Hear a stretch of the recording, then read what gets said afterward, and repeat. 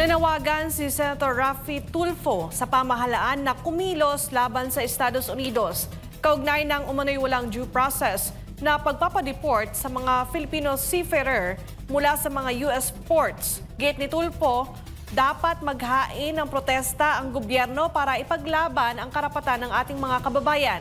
Si Troy Gomez magbabalita. Araw ng Miyerkules, dumalo sa pagdinig ng Senate Committee on Migrant Workers ang ilang seafarers upang idulog ang umano'y pang-aabuso mula sa US Immigration and Customs Enforcement. Sa kanilang salaysay, binawi ang kanilang C1-D visa at ipinataw ang 10 taong ban sa pagpasok sa Estados Unidos matapos akusahan ng US Customs and Border Protection na nanood umano sila ng child pornography kahit walang maipakitang konkretong ebidensya.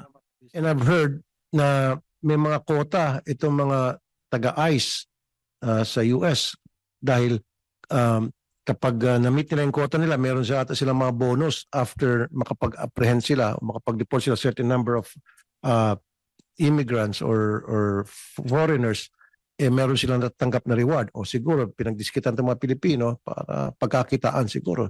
So that's something that we really have to talk to the US government.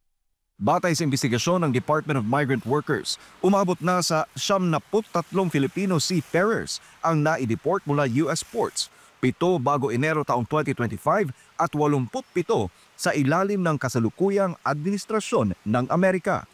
Ayon kay DMW Undersecretary Bernard Olalia, may listahan na agad ang US Customs and Border Protection ng mga target bago pa man sumampa sa barko at hindi na sila nabigyan ng pagkakataong magpaliwanag o kumonsulta sa konsulada.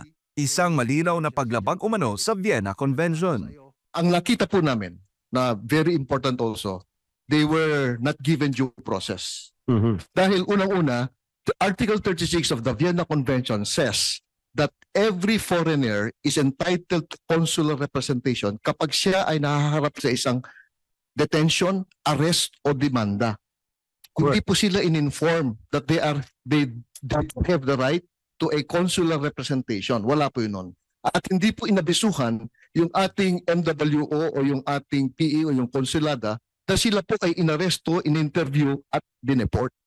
Kaugnay nito, kinumpirma ng Department of Foreign Affairs na nakipag-ugnayan na sila sa Philippine Ambassador sa US para hilingin ang ebidensya laban sa mga seafarers o burahin ang kanilang record at 10 taong ban kung walang mapatunayang kasalanan. We're doing that, but so yung kung protest, sir, well, hindi to formal protest na in writing na pinadala, but we'll inform our ambassador. And he'll advise on the best steps para ma-avoid nga to working with the manning agency. Pero yun nga, we'll talk to ICE about it. Kamakailan, 21 Filipino seafarers ang inakusahan ng child pornography sa Port of Norfolk, Virginia. 17 sa kanila ang lumapit kay Tulfo at iginiit na sila'y inosente at biktima ng selective enforcement. Sa kabila ng issue, nananawagan naman si Tulfo sa lahat ng seafarers na magdoble ingat sa paggamit ng kanilang gadgets at huwag basta-basta mag-click ng mga link na maaring pagmulan ng maling paratang.